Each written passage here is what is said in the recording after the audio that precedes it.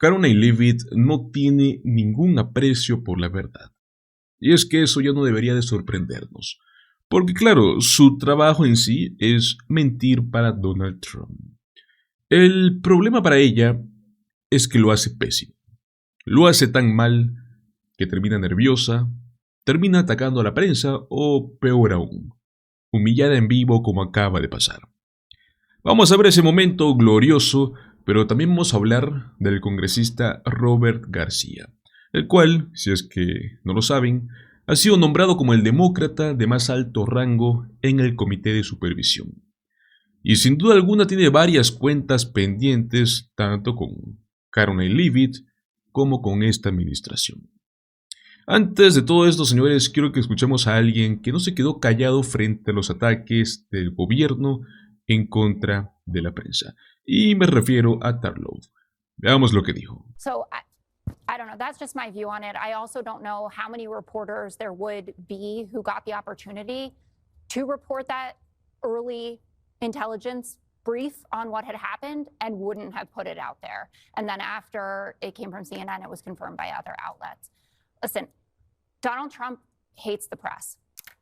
It's his number one witch hunt or whatever. And Secretary Hegseth knows how to please his boss. No, and that was a performance. The biased press. No, the biased press. They don't hate. But the they press. decide who's biased on a daily basis. He does it all the time. He goes, "Oh, you're not so bad today," and then tomorrow he says, "Oh, wait, I hate you again." So Secretary Hegseth was, that's fine, but it doesn't change the reality of it. That the way that he speaks to them, the way that he discredits genuine questions, and it happened today with Secretary Hegseth.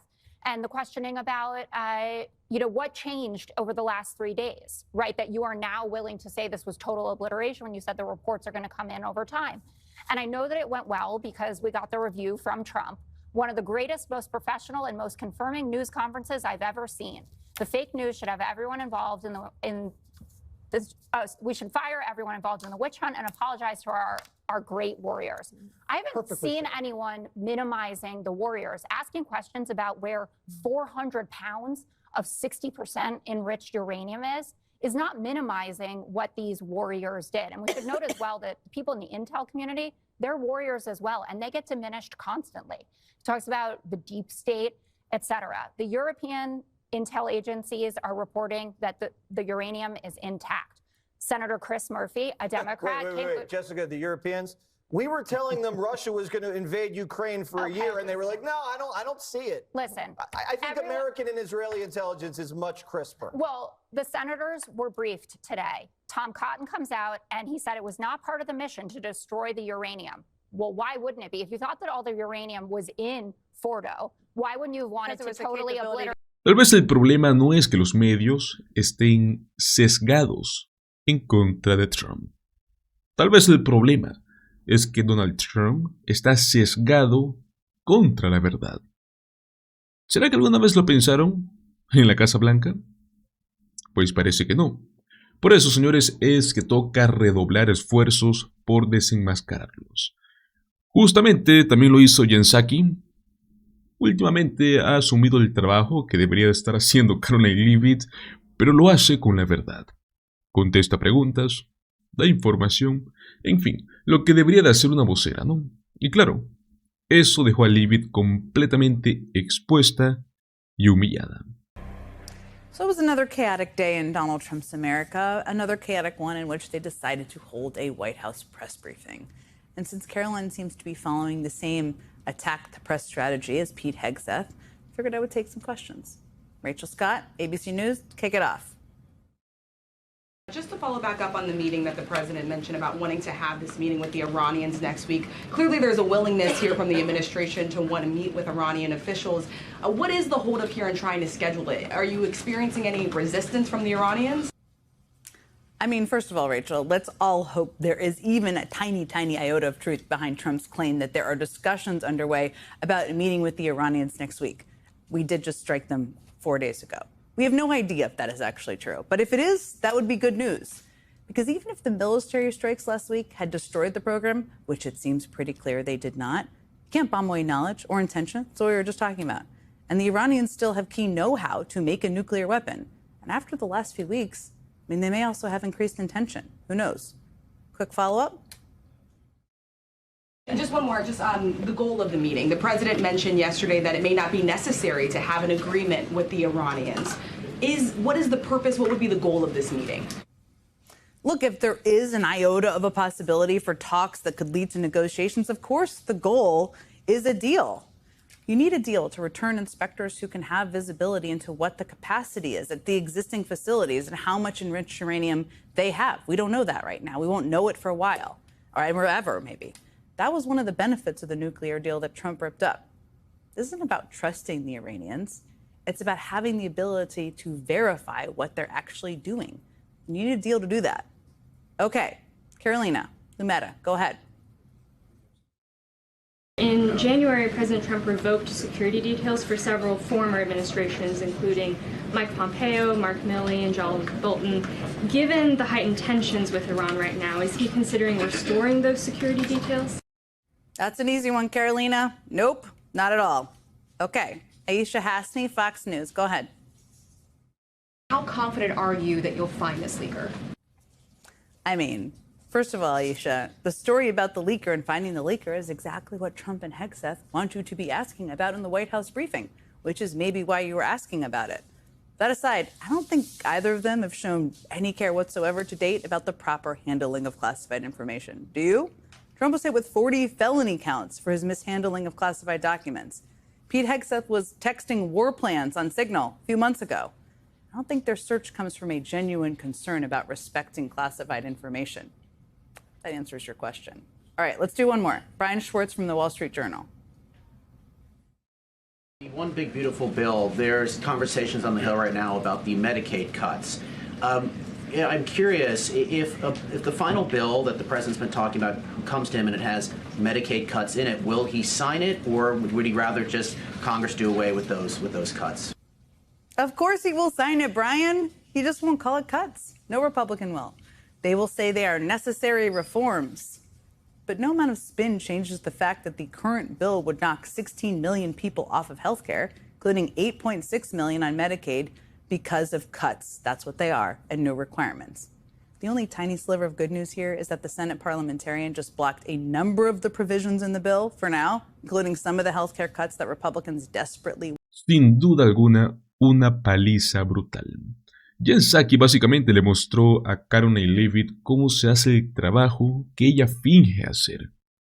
Y eso es lo que nos lleva a lo que viene en este momento, ¿no? Porque Leavitt tiene el descaro de decir que esta es la administración más transparente de la historia, al menos en su relación con la prensa. Una mentira descarada. Y lo bueno es que ya hay alguien dispuesto a pedir cuentas, y es el congresista Robert Garcia. Escuchemos lo que dijo sobre su nuevo rol supervisando esta administración corrupta. What we do on this committee is at the heart of what Congress is about. It's about keeping executive power in check. It's about holding the administration accountable to the people. And it is investigations to ensure that corruption is not running rampant in this government. We know that Donald Trump, week after week, breaks the law and the Constitution. We know that corruption is alive and well in this White House. And so we, as Oversight, have a responsibility to ask the tough questions, to bring the right people in front of our hearings, and to get answers for the American public.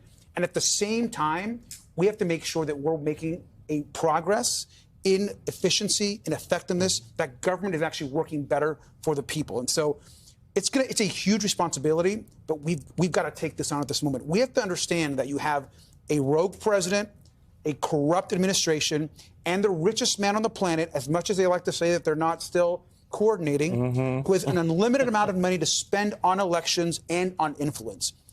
This is a dangerous moment. And we've got to take not just the work on this committee, but across our caucus very seriously. So last night, Jamie Raskin was here, Congressman Raskin was here, and we were talking about, and we had the Attorney General of New Jersey, because that day, Democrats from the House, in connection with Democrats in the Senate, they held a forum, is what they were calling it. It wasn't a hearing because they can't hold the hearing, but it was a forum televised about the lawlessness of the Trump administration, kind of how they're infringing upon people across the country. I thought it was very effective. Is that something we can expect to see from you and Democrats on the Oversight Committee? you're going to see a lot more of that. I think one of the things that I pitched to everyone as part of this committee, we've got to not just bring new people to the tent and new people to the table. We've got to expand it. We've got to bring in younger voices. We've got to bring in the next generation of leaders. That's the new Democratic Party. And so I'm honored to receive that support and help lead that way. I think this is a big moment for our caucus, and I'm proud of our caucus, and I thank them. What we also have to do is communicate with people in new ways. We can't just rely on the same old methods of communication. We've got to have hearings across the country. We've got to communicate in new media. We've got to be on the right podcast, on the right YouTube channel, and reaching folks in ways that people are not used to. That's the only way this is going to work. And new ideas. People are consuming their information now so differently. And we've got to actually reach out and get people and get those ideas out. So you're going to see a lot of new creative ideas out of this committee. And it's an honor to lead an incredible team. We've got incredible members on this committee. Jasmine Crockett, one of the best voices across this country, someone that is an incredible friend. It's folks like her, it's Greg Casar, it's Max Frost, it's Yasmin Ansari, it's so many people, including senior members that we have that are mentors and colleagues. I'm excited about the work ahead. Congressman, I want to talk about an important issue that is coming to focus in your home state of California. Earlier today, we had Marine vet Alejandro Barranco on Deadline White House with our colleague Jacob Sobroff talking about the violent detainment of his father. I want to warn our viewers, the beginning of this video, before we get into the interview, it begins with agents acting very violently. So watch at your own discretion. It doesn't take 4 or 5 guys, 200 plus, beating him in the face, pepper spraying him within inches, not even the appropriate distance. Like, that's just unprofessional. Yeah. You served in Afghanistan. What would have happened if you would have treated a detainee that way in the Marines? I promise you it would have been a war crime. Is that worthy of the House Oversight Committee's attention? Absolutely. And what you just saw there shouldn't be happening in the United States of America. And the fact that this man raised some young men to serve this country and is being treated that way by our own government is disgraceful. And you can rest assured that the Oversight Committee is going to ensure that we hold these folks accountable. If you think about what's happening right now with Homeland Security, with Kristi Noem, with what Pam Bondi is doing across this country, Elon Musk, Donald Trump, these folks are destroying what we know as not just our country, not just our institutions, but the way that we treat people in this country. And so that's got to be investigated, and you can rest assured that that young man and that family deserve justice. Con Robert Garcia al frente del Comité de Supervisión, yo creo que la presión sobre Trump y sus cómplices, como Karoline Leavitt, solo va a aumentar. Y nosotros vamos a seguir cubriendo cada paso. Muchísimas gracias por acompañarme hasta el final de este video. Recuerda, como siempre, dale like, compártelo con tus amigos y suscríbete a nuestro canal Políticamente en Desacuerdo. Nos vemos en el próximo video. Hasta luego.